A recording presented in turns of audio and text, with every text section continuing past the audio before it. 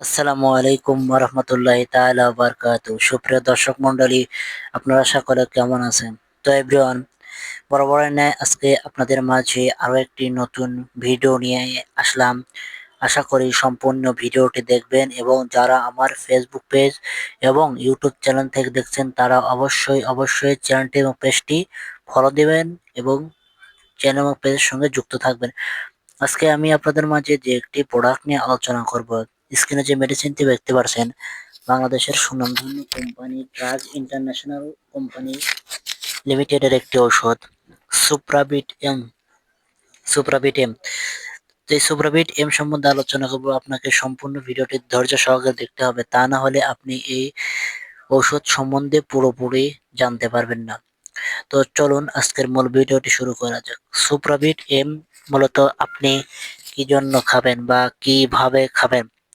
সুপ্রাবিট M মূলত আপনার বিভিন্ন উপাদান থাকে, যেমন vitamin A, vitamin B 2, vitamin B 1, vitamin B 6, vitamin B 3, folic acid, vitamin E, এছাড়া vitamin A, vitamin D, vitamin C, copper sulphate, zinc sulphate ইত্যাদি ইত্যাদি।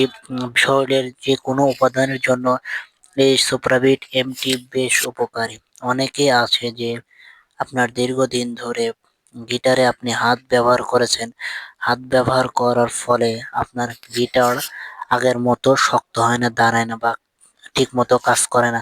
তাদের জন্য এই সুপ্রাবিট এম বেশ উপকারী। এটি খাবার ফলে আপনার গিটার আগের তুলনায় 2 গুণ বেশি সময় নিয়ে কাজ করবে। অনেকে আছে যে ভিটামিন সি এর অভাবে আপনার দেখা যাচ্ছে চোখে ঝাপসা দেখেন, আবার ভিটামিন ডি এর অভাবে আপনার হাঁটু ব্যথা, জয়েন্ট ব্যথা কাজ করে। এছাড়া আপনার ভিটামিন বি 12 এর কারণে আপনি বিভিন্ন ধরনের সমস্যায় জর্জরিত। তাদের জন্য এই সুপ্রাবিট এমটি বেশ উপকারী। এটি খাবার ফলে আপনার দেখা যাচ্ছে যে আপনি আগের তুলনায় শরীরে যে কোনো অবস্থায় থাকেন না কেন, আপনার শরীর টনটন করবে।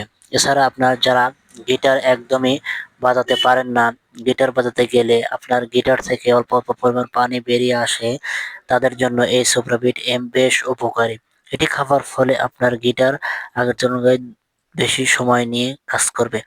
এবার আসি ডোজ, পার্শ্ব প্রতিক্রিয়া বা সাইড ইফেক্ট বা কয় বেলা আপনাকে সেবন করতে হবে। এটি মূলত আপনাকে 2 বেলা সেবন করতে হবে খাবার পর।